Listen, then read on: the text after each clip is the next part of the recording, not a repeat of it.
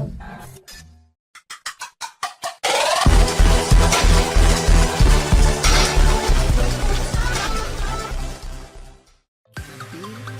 a bee. Striped assassins, hidden threat. They are here, they are there, they are everywhere. They number in the billions and trillions. They create cities and colonies. Their race is older than humankind's, and over the millions of years of their existence, they have captured virtually all the territories on Earth suitable for habitation.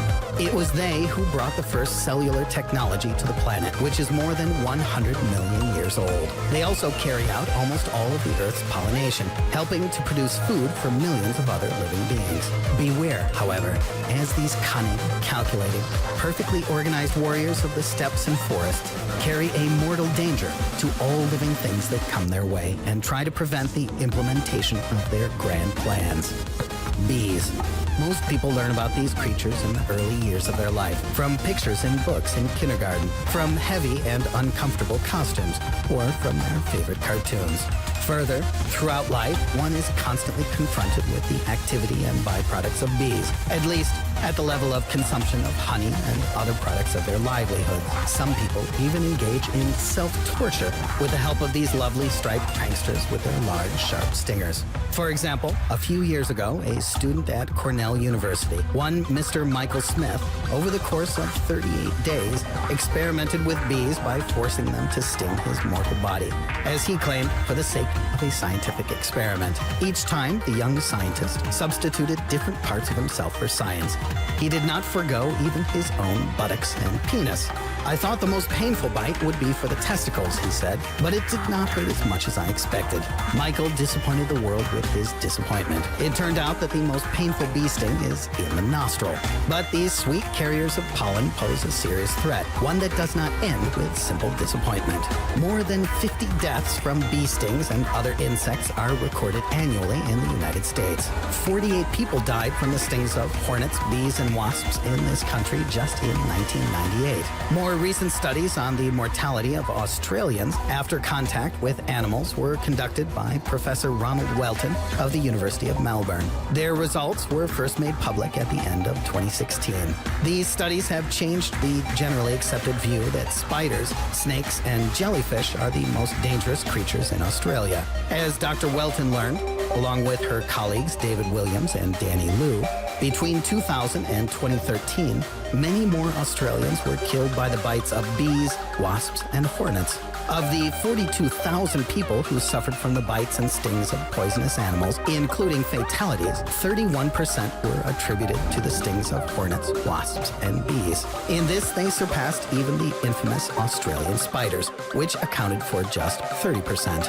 A high mortality rate from the poisons of various Hymenoptera, that is, wasps, bees, and ants, was comparable to the bites of snakes and spiders. The scientists explained that people bitten by bees or wasps often underestimate the danger and don't seek medical help in time. The main cause of death is allergic reactions. They occur, according to various estimates, in between 1 to 7% of the population. This figure reaches 22% with beekeepers, as the severity of reactions increases with each bite. Note that in recent years, the amount of allergies has increased noticeably. What exactly is in the poison of bees? And in practice, the analogous poison of wasps that results in such dreadful consequences like itching, hives, fever, fear, shortness of breath, abdominal pain, dizziness, vomiting, choking, incoherence of thoughts, feelings of doom, loss of consciousness, and even sometimes death.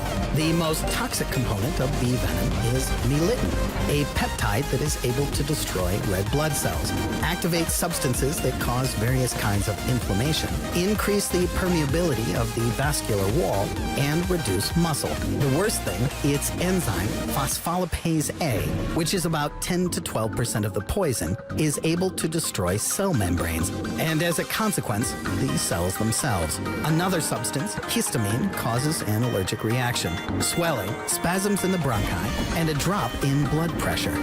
Finally, hyaluronidase is an enzyme that breaks down mucopolysaccharides, which leads to a rapid spread of edema. We all know that bees are hardworking and well-organized beings, but very few people know the peculiarities of their love relationships.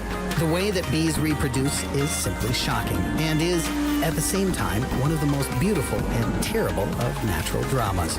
The process of the pairing of bees is a truly amazing undertaking. Tens of thousands of the insects soar into the air, forming a swarm, and fly 2.5 to 3 miles away from their beehive. The bulk of this swarm of bees are workers, sterile females. The single queen has between 5 to 7 drones that are directly responsible for mating. When the swarm is formed, the queen bee begins to emit a special scent to attract the males, and she can mate with several partners, at least until she gets enough sperm for successful fertilization. After that, the genitals of the male drone often break off while remaining in the queen's crocheted pocket. The male perishes at once. By the way, tragedy can overtake the queen mother as well. If the swarm is near a pond, then the couple, carried away by each other, can simply fall into the water and die without reaching orgasm. The fate of the surviving drones is no less tragic. After fertilization, as their nature is not adapted to collecting pollen, they are no longer useful and are expelled from the hive by the other bees and die of starvation.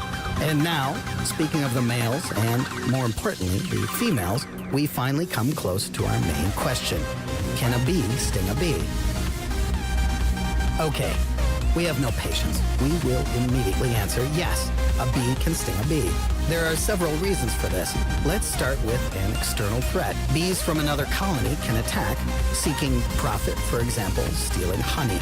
In this case, when trying to enter the hive or nest, they will be attacked by the owners. Other representatives of the species may attack. Bumblebees often do this. They can sting to death, but most often they simply bite and expel the bees from their nest. Interestingly, in a case such as this, a bumblebee can hide inside the nest of its enemy and even become a member of the colony.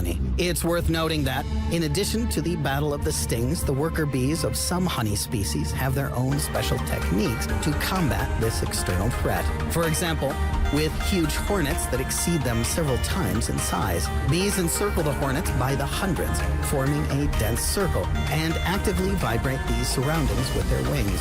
Due to this action, the temperature and level of carbon dioxide inside the circle increases, and from this, the hornets die. Of course, one of the cruelest, most dramatic, and at the same time familiar to the animal world of bee conflicts is the struggle of females. The queen bee is not particularly interested in worker bees from other colonies. No matter how they try to threaten, she stings and kills only her rivals. The new queen, as soon as she gains the strength, goes to inspect the colony. Upon finding other queens who are only just developing, she mercilessly stings them to death. But let's not demonize the bees. These little striped chemical engineers and miniature biologists bring enormous benefit to the animal world, to the plant world, and to man. The same bee venom which causes negative reactions in the human body can also have a therapeutic effect.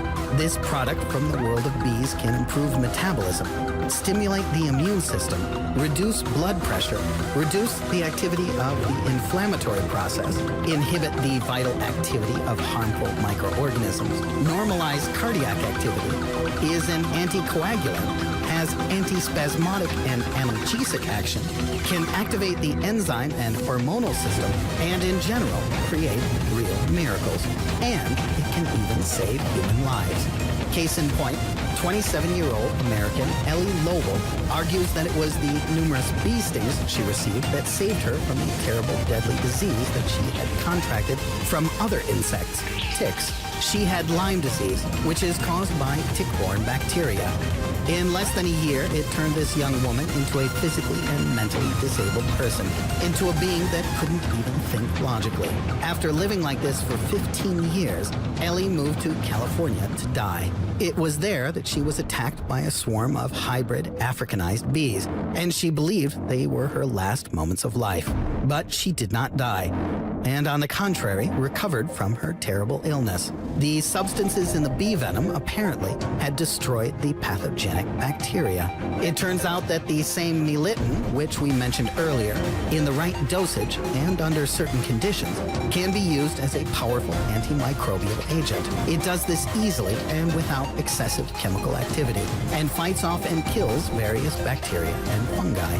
Many researchers believe that using bee venom, we may now be able to fight arthritis, multiple sclerosis, and, get this, cancer and HIV infection.